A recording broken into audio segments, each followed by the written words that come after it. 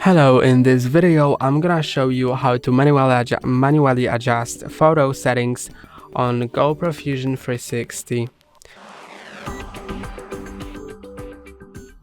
To do it, click on this button right here to go to settings, then click here to approve to enter them, then click on it again to go to the photo settings and go down to PT.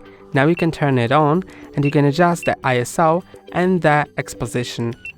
So I'm gonna go to the ISO and click here, and you can set it to 800, 400, 200, 100, and that's basically it.